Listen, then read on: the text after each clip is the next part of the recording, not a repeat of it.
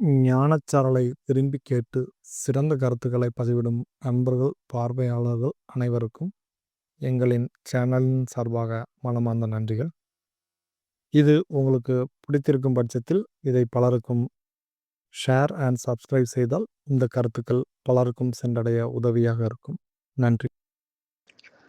வேளம் இளைஞாகிய எல்லாம் வல்ல ஸ்ரீ கனகாசலமூர்த்தி பெருமானுடைய திருவருளினால் வெளிவந்து கொண்டிருக்கும் இந்த ஞானச்சாரலில் கடந்த பதிவில் என்னுடைய இளமை காலத்தில் இந்த ஞான பயண வாழ்வில் நடந்த சில சம்பவங்களை விவரித்திருந்தேன். அதன் தொடர்ச்சியாக கடினமான அந்த வாழ்க்கை முறையில் ஒரு சைக்கிள் எனக்கு ஒரு உற்ற துணைவனாக இருந்தது என்பதை நான் குறிப்பிட்டிருந்தேன். இன்றளவும் அதை நான் நினைப்பது உண்டு. வெகுகாலம் என்னிடம் இருந்தது. ஒரு வேண்டிய ஒரு பையன் அதை விரும்பி கேட்டான். அண்ணே, எனக்கு இந்த சைக்கிளை கொடுங்கள், நீங்கள் ஒரு புது சைக்கிள் வாங்கும்போது இதை எனக்கு கொடுத்து விடுங்கள் என்றான். நானும் அதை சற்று அறியாமல் அதை கொடுத்து விட்டேன். அது மிக பழைய சைக்கிள் தான். அதில் டைனமோ கிடையாது, எதுவுமே கிடையாது. அப்போது டைனமோ வைத்து கொள்வதற்கான வசதிகளும் இல்லை. மண்ணெண்ணெய் விளக்கு என்று இந்த காவலர்களுக்காக அதை மாட்டிக்கொள்வது. விளக்கில்லாமல் சென்றால் அந்த திருநெல்வேலி நகரிலே அது தண்டனைக்குரிய குற்றம் என்று இருப்பதால் ஒரு மண்ணெண்ணெய் விளக்கை ஏற்றி வைத்து கொண்டு செல்வது. அங்கங்கே போலீஸ் பீட்டில் இருக்கிற காவலர்களுக்கு அல்லது இறங்கி அந்த சைக்கிளை தள்ளி கொண்டு செல்ல வேண்டும். லைட் இல்லாமல் அப்படியே ஏறி சென்றால் அவர்களுக்கு மிக கோபம் வரும். அவர்களுக்கு மதிப்பை கொடுக்க வேண்டும்.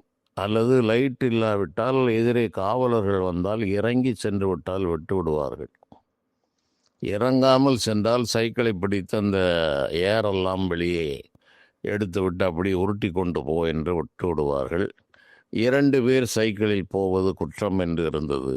ஆகவே காவலர்கள் வந்தால் பின்னால் உட்கார்ந்திருப்பவர் பட்டென்று இறங்கி அவருக்கு மரியாதை செய்தால் தப்பித்து விடலாம். அல்லது ஏதேனும் ஒரு கேஸை போடுவார்கள். அல்லது சைக்கிளை அந்த வால் டியூபை பிடுங்கி வைத்து கொண்டு போய் உருட்டி கொண்டே போ என்று சொல்வார்கள். இப்படியெல்லாம் ஒரு காலம் இருந்தது. ஆனால் அதில் விளக்கு இல்லை. மண்ணெண்ணெய் விளக்கு என்று ஒன்றை மாட்டி வைத்திருப்பேன். அது மழை காலங்களில் சிறிது காற்றடித்தால் அணைந்துவிடும். அது அந்த போலீஸ் வீட்டை கடக்கும்போது இது எரிகிறதா என்று பார்த்து கொண்டே செல்ல வேண்டும். அல்லது சந்தேகமாக இருந்தால் இறங்கி நடந்து சென்று விட வேண்டும். இது ஒன்றுதான் அதில் சிரமம். அப்படி அந்த சைக்கிள் எனக்கு ஒரு மிக சிறந்த நண்பனாக, ஒரு உற்ற துணைவனாக இருந்தது. காரணம், இந்த இளமை பருவம் எத்தனை துன்பங்களையும் தாங்கிக் கொள்ளும் விதமாக இந்த இறைவன் கொடுத்திருக்கிறார். அந்த சைக்கிளில் நாம் நினைத்தபடியெல்லாம் ஏறி அது நான் சொன்னபடியெல்லாம் கேட்கும். எவ்வளவு விரைவாக செல் என்று நினைத்தாலும் செல்லும். எப்படி அது ஒற்றை கையில் பிடித்து கொண்டு அப்படி அதில் ஏறுவது, அதில் சாகசங்கள் 2 கைகளையும் விட்டு விட்டு செல்வது என்றெல்லாம் என்ன செய்தாலும் அந்த சைக்கிள் அதற்கு இடம் கொடுக்கும். ஒருபோதும் என்னை கீழே தள்ளியதும் இல்லை, எனக்கு ஒத்துழைப்பு மறுத்ததும் இல்லை. எப்போதாவது அந்த காற்றுகளை சரி செய்வது என்றாவது பஞ்சர் என்பதாகும்.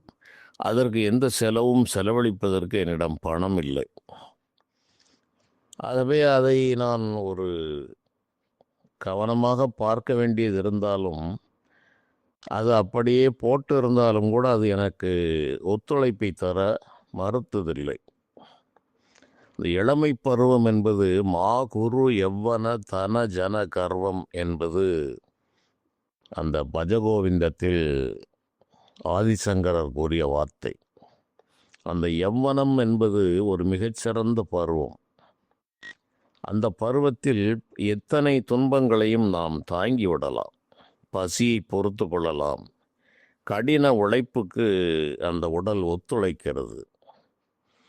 நோயோ பிணிகளோ வந்து நெருக்கினாலும் விரைவாக அதிலிருந்து விடுபட்டு விட முடிகிறது. கடுமையான நெருக்கடிகளும் சோதனைகளும் எதிர்ப்புகளும் வந்தால் அதை எதிர்த்து நின்று போராடுவதற்கு அந்த இளமை உடல் மிக மிக தேவையாக இருக்கிறது. இன்று முதுமை வந்த பிறகுதான் அந்த இளமையின் பெருமையும் அருமையும் புரிகிறது. இன்று மனதால் எண்ணினால் உடல் அதற்கு ஒத்துழைக்க மறுக்கிறது. காரணம், அது அதிகமாக உழைத்து ஓய்ந்து போய்விட்டது. என்னை பொறுத்தளவில் 48 வயதில் அது ரோட்டில் ஓடுவதற்கு தயாரான வாகனம் அல்ல. அதற்கு ஃபிட்னஸ் சர்டிஃபிகேட் என்பது இல்லை. இன்று கடந்து விட்டது, 70ஐயும் தாண்டி போய்விட்டது. ஆனால் இது ஒரு பொம்மை போலதான் இன்று இந்த உடம்பை வைத்து கொண்டு வாழ வேண்டிய ஒரு சூழ்நிலை.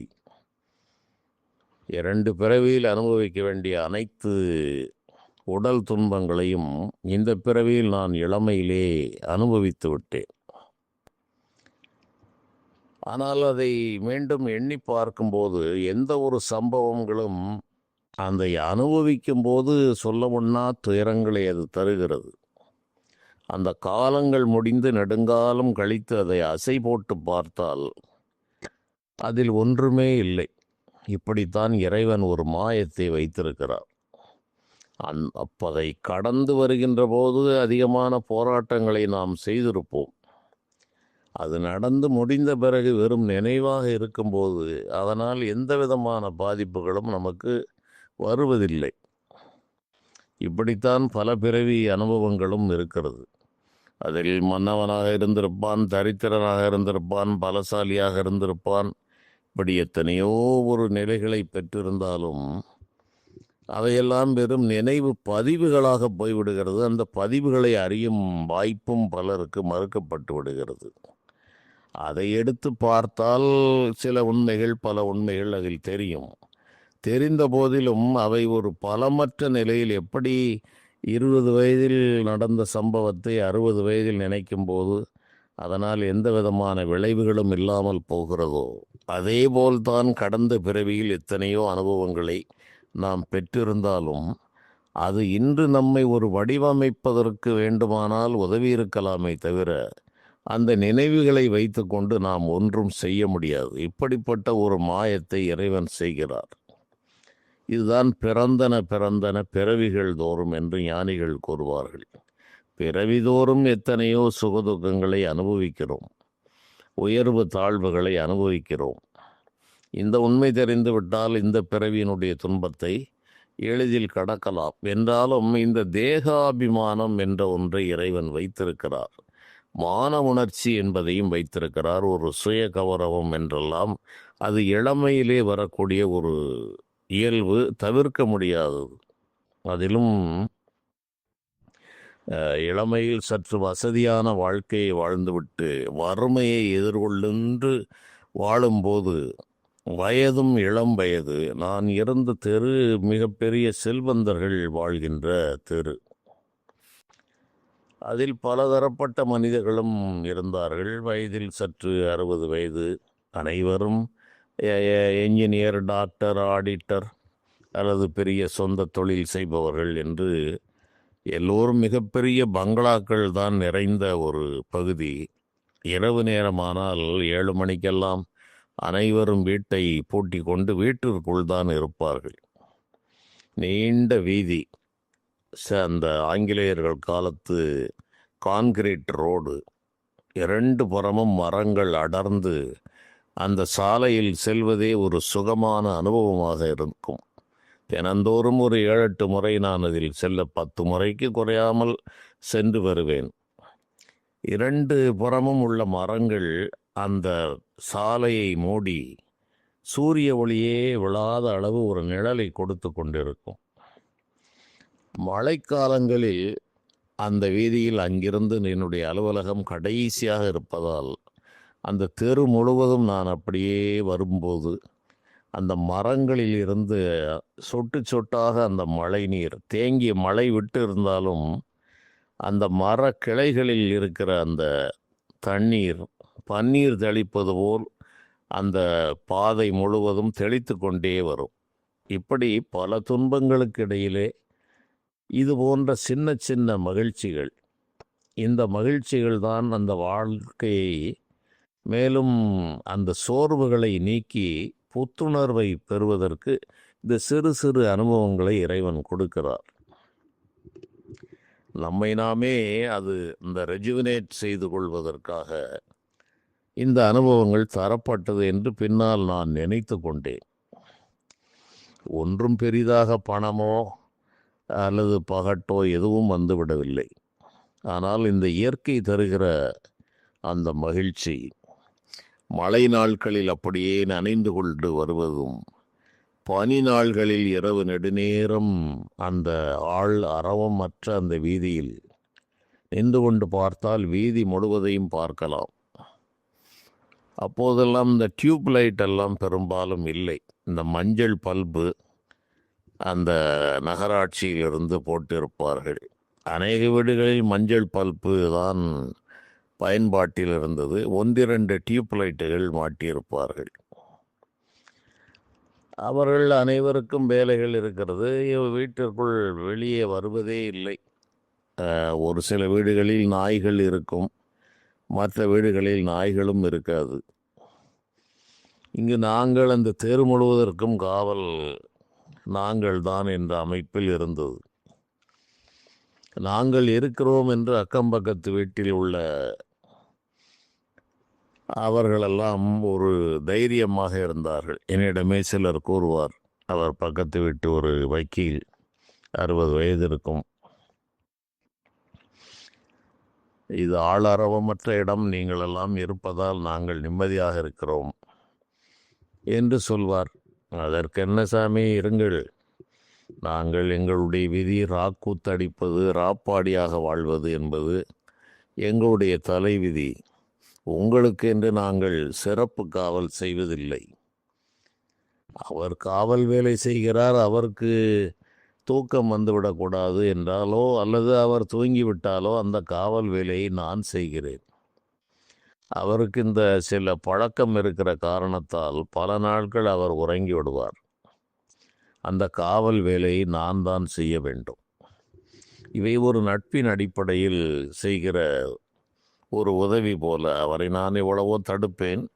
அவர் பகல் நேரத்தில் அருந்திய அந்த மதுவின் விளைவாக இங்கு 10 மணிக்கெல்லாம் அவர் நித்திரையில் ஆழ்ந்து போய்விடுவார்.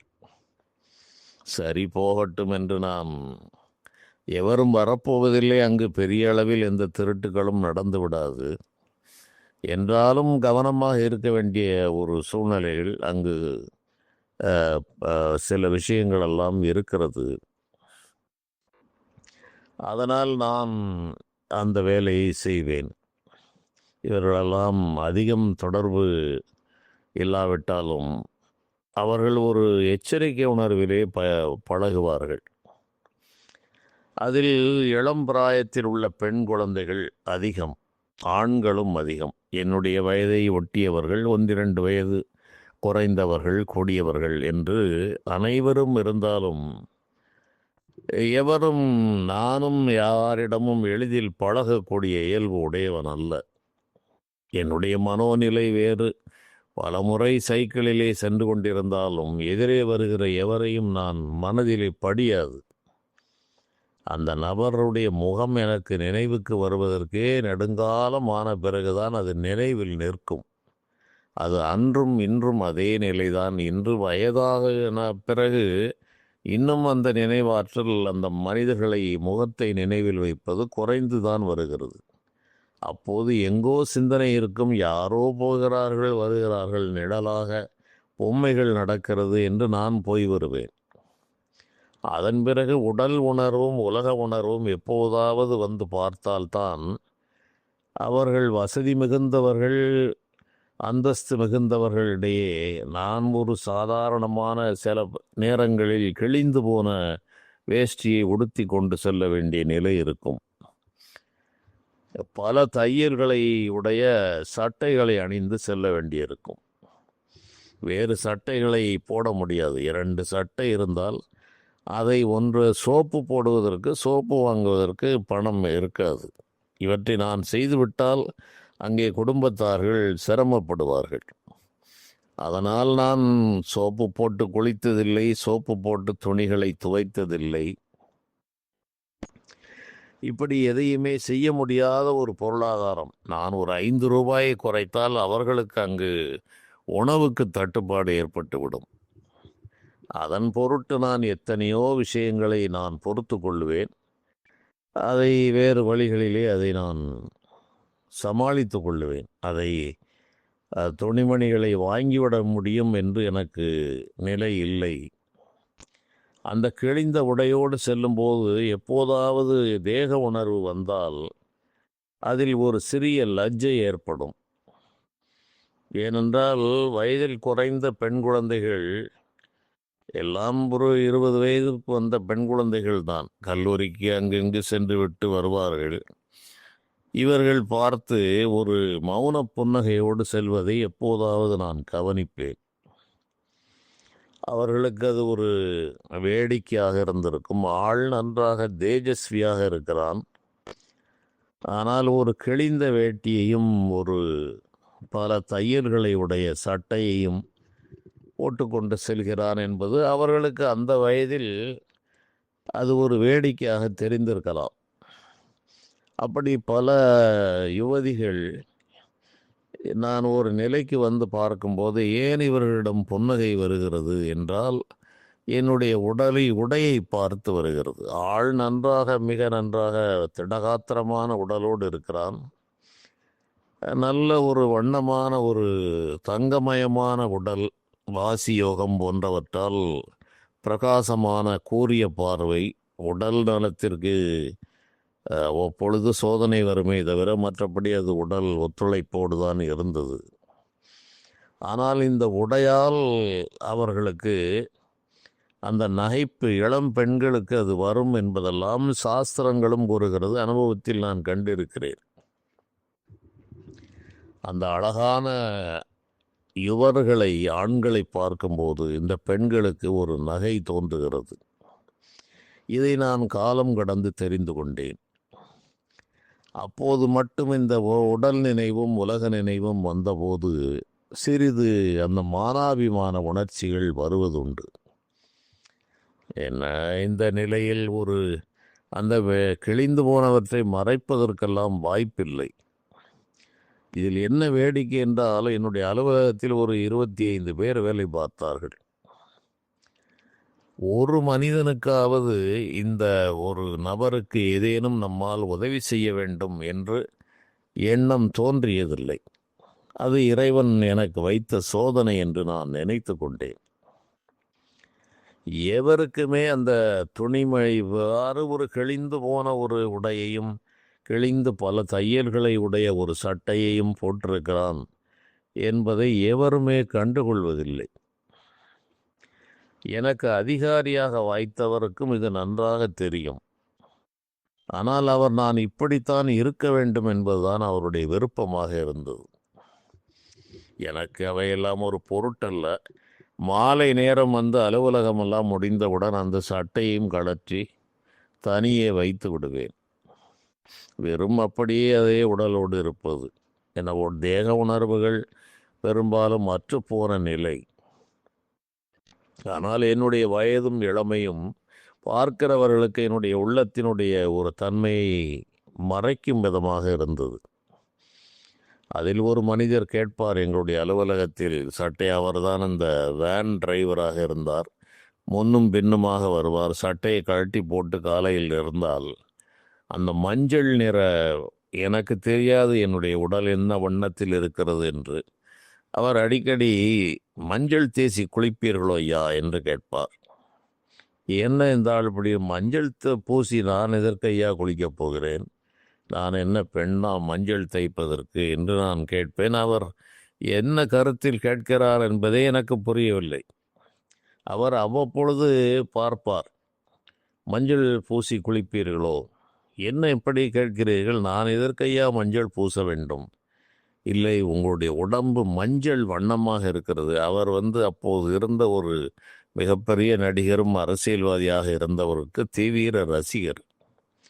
அவருடைய உடல் அந்த தங்கமயமாக மஞ்சளாக இருக்கிறது என்ற ஒரு அடிப்படையில் அவரைப் போலவே மஞ்சள் நிறமாக இருக்கிறது என்று அதை மேலும் கீழும் பார்த்து கொண்டே இருப்பார். எனக்கு இங்கே தேகாபிமானமே இருக்காது. ஆனால் இந்த ஊனுடலை இவ்வாறு பலர் பார்க்கிறார்கள் என்பதை காலம் கடந்து நான் தெரிந்து கொண்டேன். அவர் ஓயாமல் இவ்வாறு கேட்பார், மஞ்சள் பூசி குளிக்கிறீர்கள், மஞ்சள் அது வெயிலில் வேறு நின்றால் அது அப்படியே பிரதிபலிக்கும். அவர் அதை ஒரு வேடிக்கையாகவே பார்த்து கொண்டிருப்பார். எனக்கு அதை பற்றி சிந்தனைகள் எல்லாம் இருக்காது. இப்படி இந்த இளமை காலங்களில் வருகிற இந்த மானாபிமான உணர்ச்சிகள் அவ்வப்பொழுது எனக்கும் வந்ததுண்டு. அதிலும் இந்த இளையார் நகை என்று கூறுவார்கள். இந்த இளையவர்களுடைய நகை என்பது ஒரு மனிதனை மிகப்பெரிய ஒரு மாற்றுப்பாதையில் அழைத்து சென்றுவிடும். என்னுடைய இளமையான அந்த வாழ்வு, அந்த இளமை நிறைந்த பெண்கள் நிறைந்த வீதி, அந்த வீதிகளிலே அவருடைய உள்ளக்கடக்கைகள் எல்லாம் அவர்கள் இளம் பருவத்தில் பக்குவம் இல்லாத வயதில். எனக்கோ உடல் இளமை, உள்ளமோ மிக மிக முதுமை பெற்றிருக்கிறது. ஆகவே அவர்கள் பல நினைவுகள் நினைத்தாலும் என்னிடம் கூற முடியாத நிலையில் இப்படியெல்லாம் மௌனமாக பல சம்பவங்கள் எல்லாம் நடந்து, அது என்னுடைய நண்பர் தான் சொல்லுவார், என்னப்பா இப்படியெல்லாம் பெண்கள் பலர் இவ்வாறு பார்த்து மலைத்து நிற்கிறார்கள், உனக்கு எதுவுமே தெரிவதில்லையா? எனக்கு எதுவுமே தெரிவதில்லை ஐயா, நான் போகிறேன் வருகிறேன். நான் போகிறேனா? என்னுடைய உடம்புக்கும் எனக்கும் தொடர்பில்லாமல் போய்கொண்டு வந்து கொண்டிருக்கிறேன். எப்போதாவது எனக்கு நினைவு வருகிறது, மற்றபடி இந்த உடலுக்கு ஒரு வேலையை கொடுத்து விடுகிறேன். அந்த உடல் அவ்வாறு வழக்கமாக போகிறது வருகிறது, இது மட்டும்தான் எனக்கு தெரிகிறது. காலத்தை விரைவில் முடிக்க வேண்டும், 48 வயது எட்ட வேண்டும், சரீரத்தை விட்டு வெளியே சென்று விட வேண்டும். இதுதான் எனக்கு இலக்காக இருக்கிறது. இது போன்ற இந்த இளமை வயதிலே வருகிற எந்த விதமான சிந்தனைகளும் எனக்கு இடமில்லை. அது மானிட பெண்கள் அவ்வாறு பார்ப்பார்கள். அவர் உள்ளே இருக்கிறது மானிடனா, மானிட நிலையை தாண்டிய வேறு ஒருவன் இருக்கிறானா என்பதை அவர்கள் அறிய மாட்டார்கள் என்று சொன்ன சம்பவங்கள் எல்லாம் இருக்கிறது. இவ்வாறு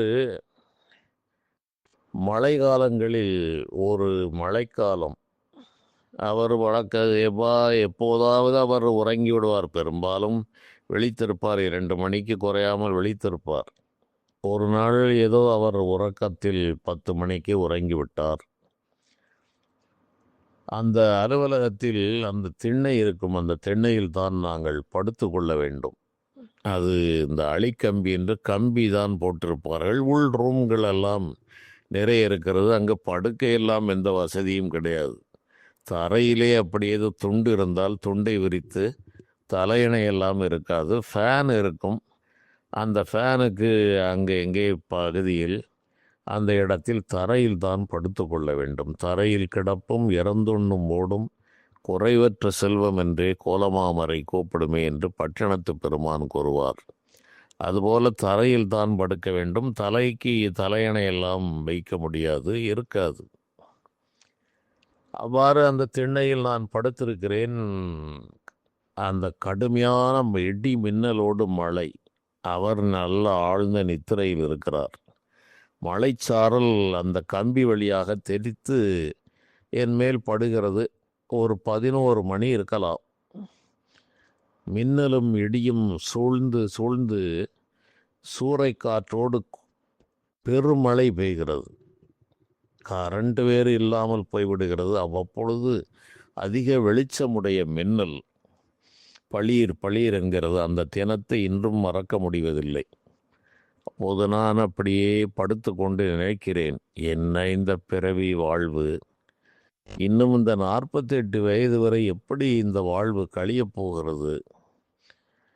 என்று என்னுடைய ஞான சிந்தனையை மனதை சிறகடிக்க விட்டதால் அதுபோன்ற நள்ளிரவு நேரங்களில் தான் இந்த ஞான மனோ உணர்ச்சிகள் மிகுந்து வெளிப்படும்.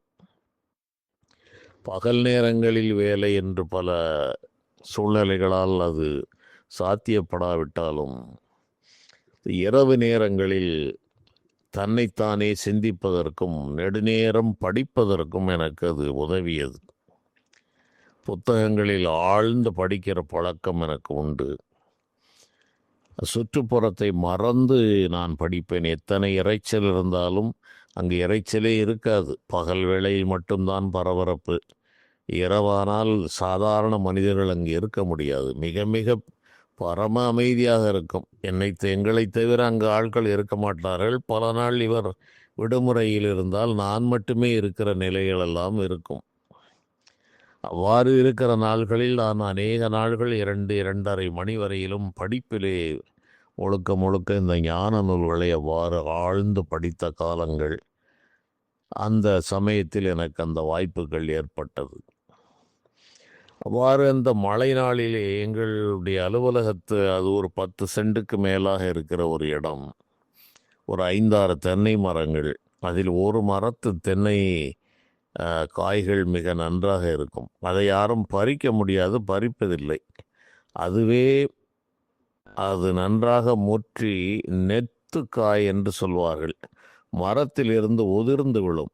அந்த உதிர்ந்து விழுகிற அந்த தேங்காய்களை பெரும்பாலும் நானோ அந்த நண்பரோ தான் எடுப்பது வழக்கம். எங்களுக்கு தான் அது கிடைக்கும்.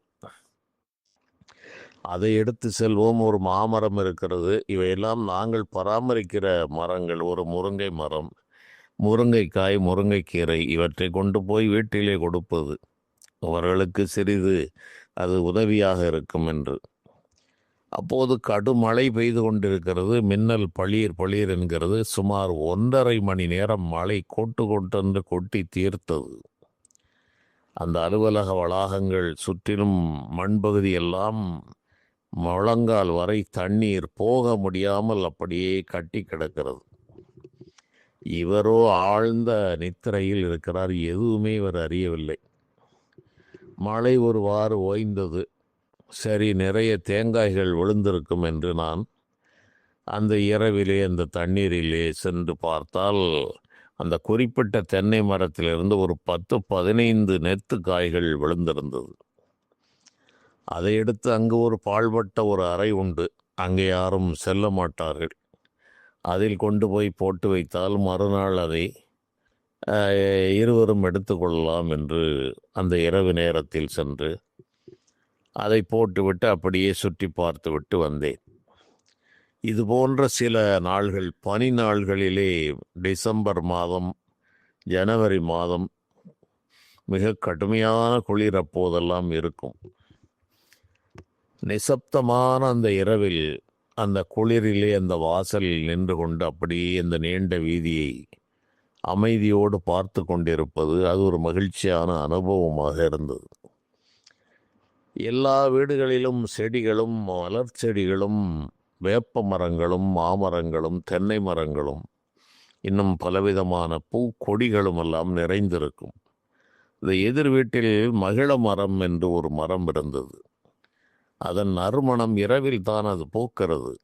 அப்படியே அந்த மனம் அள்ளி கொண்டு வரும். நள்ளிரவு 12-1 மணிக்கு அந்த பூக்கள் பூப்பதை, மலர்வதை நாம் பார்க்க முடியும். மலர்ந்து அந்த மனம் வீசும். மறுநாள் அப்படியே உதிர்ந்து விடும். இப்படி இந்த இயற்கையோடு இரவிலே அந்த எண்ணுகிற எண்ணங்கள், பலவிதமான எண்ணங்களை அந்த இரவு நேரத்தில் வான்வெளியிலிருந்து ஈர்த்து கொள்ள முடிகிறது. அதுபோக அரூப நிலையில் அந்த 1 மணி 12 மணிக்கு மேல் தனிமையில் ஏகாந்தத்தில் இருக்கும்போது பலவிதமான சூட்சும சக்திகளையும் உணர்ந்து கொள்ளும் வாய்ப்புகள் அந்த காலங்களில் கிடைத்தது. பகல் நேரங்களில் கிடைக்காதது அந்த இரவு நேரத்தில் அது போன்ற அதீதமான உணர்வுகள். எதிர்காலம் எப்படி இருக்கப் போகிறது, எந்த ஊரில் வசிக்கப் போகிறோம், என்கிற இந்த விஷயங்களெல்லாம் இந்த ஆழ்மனம் இரவிலே விழிப்புக்கு சென்றவுடன் அந்த ஆழ்மனதிலிருந்து பல பல செய்திகள் வருவதுண்டு. அப்போது நான் அந்த நண்பரிடம் சில விஷயங்களை நான் சொல்லுவேன். ஐயா, எனக்கு வேலை பார்க்க வேண்டும் என்று எந்த விருப்பமும் இல்லை. நான் இப்போது தற்காலிகமாக ஒரு பகுதி நேரமாக பார்த்து கொண்டிருக்கிறேன், நிரந்தரமாக ஆகவில்லை. அந்த நிலையில் நான் கூறுவேன், நான் நிரந்தரமாகி இந்த டிபார்ட்மெண்டில் வேலை செய்வேன், அதிலும் இந்த கேடரில் வேலை செய்வேன் என்று நான் ஒரு முறை கூறினேன். போது அவர் கேட்டார், அப்பா, நீ இன்னும் நிரந்தரமாகவே ஆக்கப்படவில்லை. நீ நிரந்தரமாக ஆகி அதன் பிறகு ஒரு 2-3 வருடங்கள் பொறுத்து அதன் பிறகுதான் நீ சொல்கிற அந்த வேலைக்கெல்லாம் பதவி உயர்ந்து செல்வதற்கு 5 ஆண்டுகள் ஆகும். அதிலும் பல பிரிவுகள் இருக்கிறது. நீ சொல்கிற தொழில்நுட்ப பிரிவிலே நீ வேலை பார்க்க போகிறேன் என்கிறாய். இது எப்படியப்பா சாத்தியப்படும் என்று அவர் கூறுவார். ஐயா, நன்றாக நினைவில் வையுங்கள், அல்லது உங்களுடைய டைரியை கொடுங்கள், நான் எழுதி தருகிறேன். எனக்கு வேலை பார்க்க வேண்டும் என்பது என்னுடைய விருப்பம் அல்ல, எனக்கு அவசியமும் அல்ல. என்னுடைய குடும்பத்தாரை சரி செய்து வைக்க வேண்டும் என்ற ஒன்று தான் எனக்கு இலக்காக இருக்கிறது. ஆனால் என்னுடைய ஊழ்வினை படமாக பார்க்கும்போது இதே இலாக்காவில் நான் தொழில்நுட்பத் துறையிலே நான் பதவியை வகித்து நான் அதில் வேலை செய்வேன் என்று நான் கூறினேன். அவர் கூறிய வார்த்தை என்ன என்றால், உனக்கு முழங்காலில் தான் தாலி கட்டியிருக்கிறார்கள், கழுத்திலே தாலி கட்டவில்லை. முழங்காலில் கட்டிய தாலி காலை நீட்டினால் விழுந்துவிடும். இந்த நிலையில் நீ இப்படி கூறுகிறாயப்பா, இது எப்படி சாத்தியப்படும்? அல்ல, அது அவ்வாறு தான் நடக்கும், விதி அப்படித்தான் இருக்கிறது என்று நான் கூறினேன். அதுபோலவே அது இந்த வேலையெல்லாம் நிரந்தரமானது. அதன் பிறகு நான் இலாக்காவில் நிரந்தர ஊழியனாக மாறி அந்த காலங்கள் கடந்த பிறகு அந்த பரீட்சை தேர்வுகளை எல்லாம் எழுதி தொழில்நுட்பத் துறையிலேயே நான் சென்று அதற்கென்று ஆண்டு கணக்கில் பயிற்சிகள் எல்லாம் இருக்கிறது, அவற்றையெல்லாம் முடித்து அதன் பிறகு இந்த தொழில்நுட்பத்தில் உயர்ந்த ஓரளவு அந்த உயர்நிலையில் தான் நான் வேலை பார்த்து முடித்தேன். ஆனால் இது எதுவுமே என்னுடைய விருப்பப்படி நடக்கவில்லை. என்னுடைய விருப்பம் அவ்வாறு இருக்கவில்லை. ஆனால் இப்படித்தான் நடக்கப் போகிறது என்பது எனக்கு காட்சியாக தெரிந்தது. அதிலும் எந்த ஊரிலே வேலை செய்வேன் என்பது அந்த காலங்கள் நகர நகர அந்த விஷயங்கள் புலப்படுகிறது. அவ்வாறு நான் இந்த அலுவலகத்திலிருந்து அடுத்து சற்று தொலைவில் உள்ள அடுத்த அலுவலகத்தில் நான் ஒரு 4-5 ஆண்டுகள் பணி செய்யும் போது, அங்கு இருக்கும்போது தான் நான் அந்த தொழில்நுட்பத்துறைக்கு மாறுகிறேன். அப்போது நான் வேலை பார்த்ததே தொழில்நுட்பத்துறையில். அதில் நான் சற்று பதவியை உயர்த்த வேண்டும் என்றால் அதற்கு தேர்வுகள் எழுத வேண்டும், பயிற்சிகளுக்கெல்லாம் செல்ல வேண்டும். அப்போது ஒரு நாள் நான் நின்று கொண்டிருந்த போது எனக்கு வேண்டிய ஒரு நண்பர் ஒருவர் வந்தார். அவரை பார்த்து, என்ன, உங்களை பார்த்த நாளாகிறது என்று நான் கேட்டேன். அப்போது அவர், தம்பி, நான் இப்போது கழுகுமலையில் இருக்கிறேன், அந்த கழுகுமலை ஸ்டேஷன் இன்சார்ஜாக இருக்கிறேன் அப்பா. அது ஒரு சின்ன கிராமம், அங்கு போய் மாட்டிக்கொண்டேன் என்று அவர் கூறினார். அப்போது எனக்கு அது மனதை உறுத்துகிறது. நான் அந்த வேறு ஒரு பகுதியில் இரவு நேரங்களில் இருக்கும்போதே இந்த எட்டயபுரம், கழுகுமலை எல்லாம் என்னுடைய நினைவில் வந்து கொண்டே இருக்கும். அந்த நாள் நெருங்குகிற போது கழுகுமலையில் எனக்கு மற்றவை அனைத்தும் நின்று போய்விட்டது. கழுகுமலையில் வேலை பார்க்கிறேன் என்பது எனக்கு, இந்த கழுகுமலை அதுவரை எங்கிருக்கிறது என்றே தெரியாது. என்னடா இந்த ஆள் இப்படி சொல்லுகிறான்? அந்த ஊரில் நான் வேலை செய்ய வேண்டும் என்ற விதி இருக்கிறது என்பதை நான் அசரீரியாக உணர்கிறேன். இதே ஊரில் நீ வேலை செய்ய போகிறாய் என்று அவையெல்லாம் பின்னால், அது கடினமான காரியம். நான் தேர்வு எழுத வேண்டும், மாவட்டத்தில் எத்தனையோ ஊர்கள் இருக்கிறது. அந்த ஊர்களிலே அந்த கழுகுமலையில் தான் நான் வேலை செய்ய வேண்டும் என்பதெல்லாம் நடைமுறை சாத்தியம் இல்லாத விஷயங்கள். அந்த நடைமுறை சாத்தியம் அனைத்தையும் உடைத்து தகர்த்து ஓரிரண்டு ஆண்டுகளில் அதே கழுகுமலையில் அந்த நபர் போய் இன்னொருவர் வந்திருந்தார். அவருக்கு மாற்றாக நான் போய் அங்கு பொறுப்பேற்க வேண்டிய ஒரு சூழ்நிலையில் அந்த ஊரில் 12 ஆண்டுகள் 14 ஆண்டுகள் அங்கு நான் பணி செய்தேன். பூர்வ ஜென்மங்களில் கழுகாசலமூர்த்தி பெருமானுக்கும் எனக்கும் இருந்த தொடர்பு, அது பல பிறவி தொடர்பு. அது நடக்கப் போகிறது, நடக்கும் என்பதை முன்னதாகவே இறைவன் அறிவித்து நடந்த சம்பவங்களும் செய்திகளும் இப்படி இருந்தது. அது எங்கெங்கோ எனக்கு போஸ்டிங் போட்டது வேறு ஒரு ஊர். அது முதல் நாள் இரவு மாற்றப்பட்டது. மாற்றி எனக்கு கழுகுமலைக்கு போட்டார்கள். சென்னை வரையிலும் எனக்கு போட்ட ஊர் வேறு. அது தபாலெல்லாம் போய்விட்டது. போய்விட்ட பிறகு முதல் நாள் இரவு அந்த அதிகாரி தன்னுடைய அதிகார வரம்பிற்கு உட்பட்டு அந்த ஊரை மாற்றி எனக்கு கழுகுமலை என்று போட்டிருந்தார். நான் அங்கு சென்று பொறுப்பேற்க செல்லும்போது அவர் எனக்கு ஏதோ இடையூறு செய்து விட்டதாக எண்ணி உங்களுக்கு நான் கழுகுமலை போட்டிருக்கிறேன் என்றார். மிகப்பெரிய ஒரு மகிழ்ச்சியை நான் அடைந்தேன். ஏனென்றால் கழுகாசலமூர்த்தி அந்த வழியாக நான் செல்லும்போது அந்த கோயிலுக்குள் செல்வதில்லை. பஸ்ஸில் அமர்ந்து கொண்டு மிகப்பெரிய ஆற்றலாளன் என்று உன்னை சொல்கிறார்கள். நீ ஆற்றலாளன் என்றால் இதே ஊரில் என்னை பணி செய்யுமாறு செய். இப்போது நான் இந்த தூத்துக்குடியில் வேலை செய்து கொண்டிருக்கிறேன். திருநெல்வேலியை விட்டு சில காலம் தூத்துக்குடி செல்ல வேண்டிய நிலை இருந்தது. எங்கு எனக்கு மனசு சரியாக வரவில்லை. நீ சக்தி மகன் குமரன், சக்திவேல் என்று உனக்கு ஒரு பெயர் இருக்கிறது. உனக்கு சக்தி உண்மையில் இருந்தால் இந்த ஊரில் என்னை வேலை செய்யும்படி நீ ஏற்பாடு செய் என்று அந்த பேருந்தில் இருந்தபடியே கோரிக்கை வைப்பது.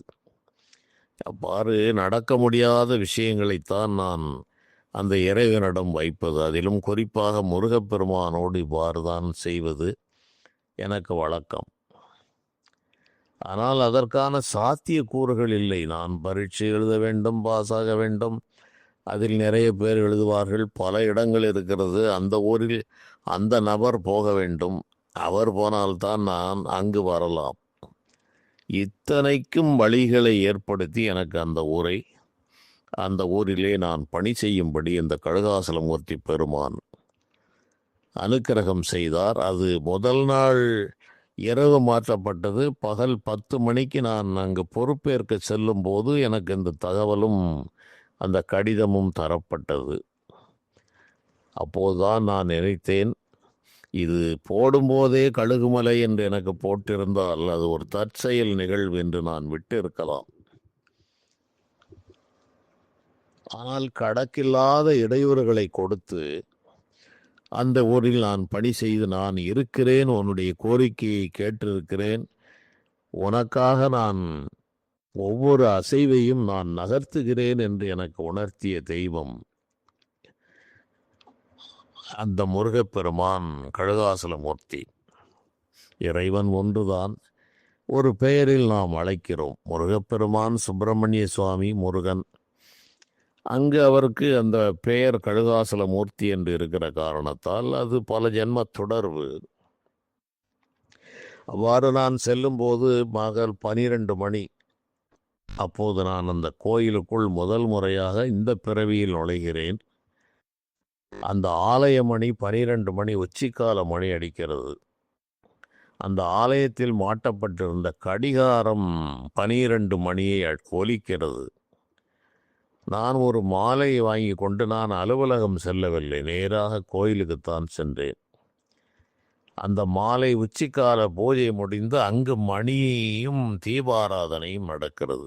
என்னுடைய மாலை அப்போதுதான் அபிஷேகம் முடித்திருந்தார்கள். மாலையை கொடுத்தேன். முருகப்பெருமான் அந்த மாலையை ஏற்றுக்கொண்டார். அப்போது நான் அவரிடம் வேண்டியது, முருகா, உன்னிடம் நான் பணி ஏற்கிறேன். எனக்கு அலுவலக வேலையெல்லாம் 2வது. உன்னுடைய கோயில் கும்பாபிஷேகமாகி ஒரு 35-40 வருடங்களாகிறது. இதற்கு பணி செய்யும் அந்த வேலையை நீ எனக்கு தர வேண்டும்.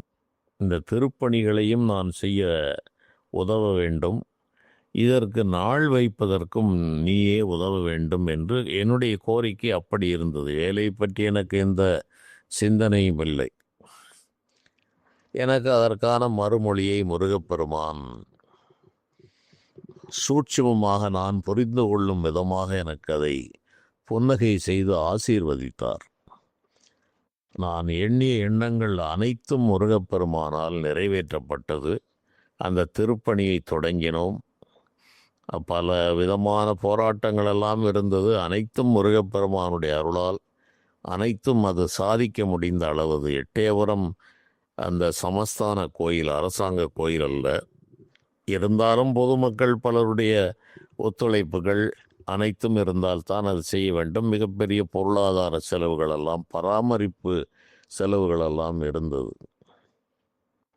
அதன் பிறகு அந்த எட்டயபுரம் ராஜா எல்லாம் அந்த நிர்வாக அதிகாரி மூலமாக எனக்கு அறிமுகமாகி பழக்கங்கள் ஏற்பட்டதையெல்லாம் முன்பே நான் சொல்லியிருப்பேன். அதற்காக கும்பாபிஷேகத்திற்கு நாள் வைக்கின்ற அந்த பொறுப்பையும் முருகப்பெருமான் என்னிடமே விட்டார்.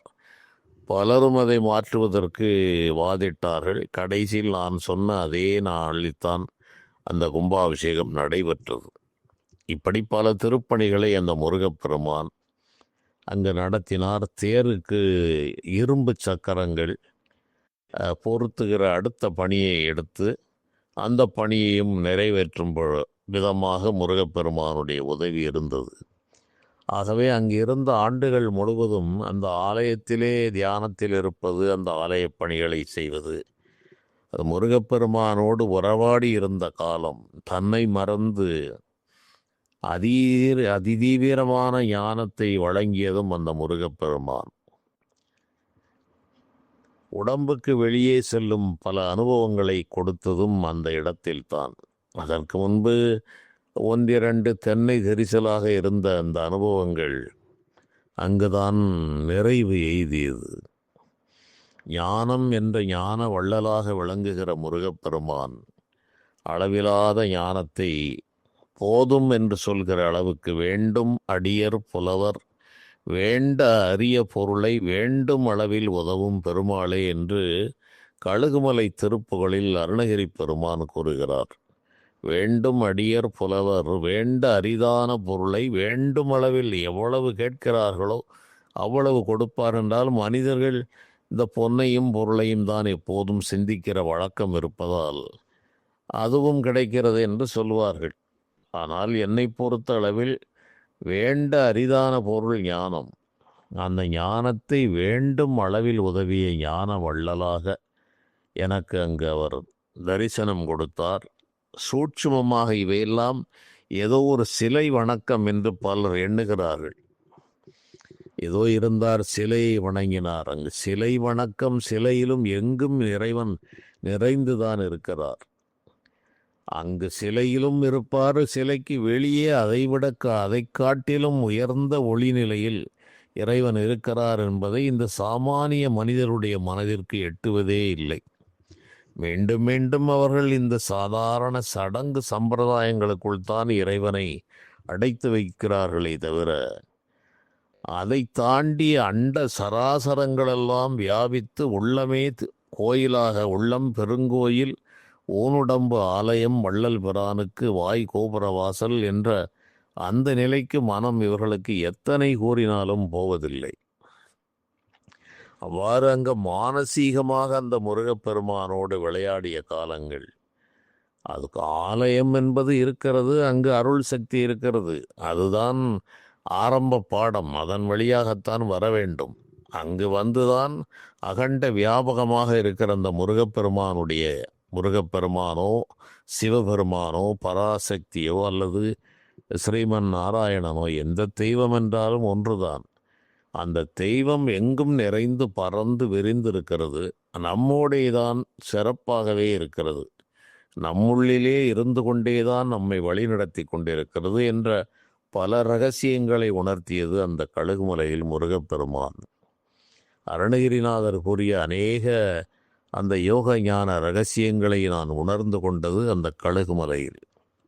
அந்த முருகப்பெருமானுடைய அருளால் அந்த நுட்பமான பல அனுபவங்களும் பொருள்களும் எனக்கு விளங்கியது அங்குதான். ஆகவே அதன் பிறகு நானே கேட்டு வேறு ஊருக்கு வர வேண்டிய அந்த வினைப்பயனால் வந்து அவையெல்லாம் ஒவ்வொரு அடியிலும் ஒவ்வொரு செயலிலும் அவருடைய உறுதுணை இருந்து கொண்டிருப்பதை நான் அன்றும் இன்றும் பார்த்து கொண்டே வருகிறேன். பல பிறவிகளில் அதை நான் பார்த்து கொண்டு வந்தவன்.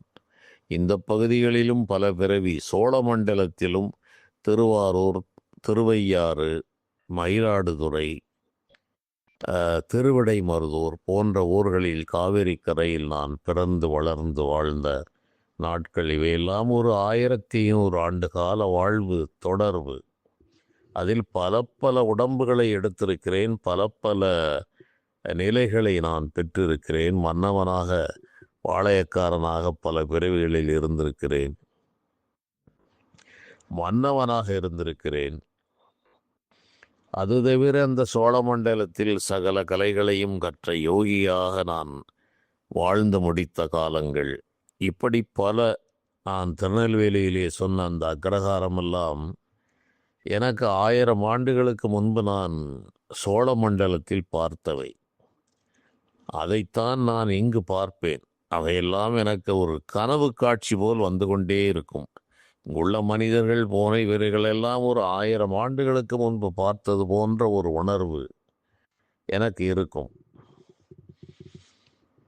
அவர்களுடைய உள்ளப்பாங்கு வேறு ஒரு விதமாக இருந்தாலும் எனக்கு இந்த மனிதர்களுடைய வாழ்க்கையெல்லாம் என்றோ நான் பார்த்திருக்கிறேன். இவையெல்லாம் எங்கோ நடந்திருக்கிறது. அந்த பிறவியில் இருந்தவர்கள் இங்கு என்னுடைய கண்களில் பட்டவர்களும் உண்டு. இவர்கள் முந்திய பிறவியில் நம்மோடு தொடர்பில் இருந்தார்கள் என்று 1-2 நபர்களை நான் கண்காணித்து வைத்திருந்தேன்.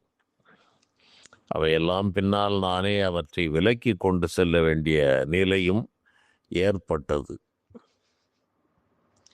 இப்படி கணக்கில்லாத ஞான யோக அனுபவங்கள் அந்த இளமை காலத்தில் ஏற்பட்டது. அந்த இளமை என்பது பல துன்பங்களையும் தாண்டுவதற்கு அந்த உடல் மிக மிக அத்தியாவசியமாக இருந்தது. வேறு எந்த கவலைகளும் இல்லை. ஒரு குறிப்பிட்ட வேலையை செய்ய வேண்டும், அதன் பிறகு விடுதலை பெற்று விடலாம் என்று எண்ணும் போதே மனம் மிக லேசாக இருந்தது. இன்று எல்லாம் முடித்தாகிவிட்டது. இன்று அந்த விமோச்சன மகா கர்த்தாவுக்காக காத்திருக்கும் காலம். எத்தனையோ முறை தவணைகள் வாங்கிவிட்டாகி விட்டது. இனி தவணைகளெல்லாம் வாங்கும் நிலை இல்லை. நோய் உற்ற உடல், நோய் உடல் போனால் செய் உடல் வரும் என்பது ஞான வாக்கியம். நோய் உடல் ஆகிவிட்டது. இது போனால் ஒரு சேய் உடல், ஒரு புதிய ஒரு உடல் தயாராக இருக்கும். அந்த சட்டைக்குள் நுழைந்து விட்டால் இந்த தொல்லைகள் அனைத்தும் இத்தோடு முடிந்து போகும். அங்கு வேறு ஒரு புது உடம்பு, புது வாழ்வு, புதிய பெற்றோர்கள், புதிய சூழ்நிலைகள். இப்படித்தான் நாம் பல பிறவிகளில் எடுத்து வந்திருக்கிறோம். அதை இந்த மனம் புரிந்து கொள்ளாது, ஏற்றுக்கொள்ளாது. அந்த ரகசியங்கள் உடைபட்டு விட்டால் இதில் பெரிய மர்மமோ அதிசயமோ எதுவுமே இல்லை. இதுதான் அனைவருக்கும் நடக்கிறது. அது தெரியாமல் நடக்கிறது. தெரிந்து நடந்தால் அதனுடைய புதிர்களெல்லாம் எளிதில் விடுபட்டு போகிறது. இது போன்ற மாய செய்திகள் அதிகமாக இருக்கிறது. வருகிற தொடர்களில் பார்க்கலாம். நன்றி.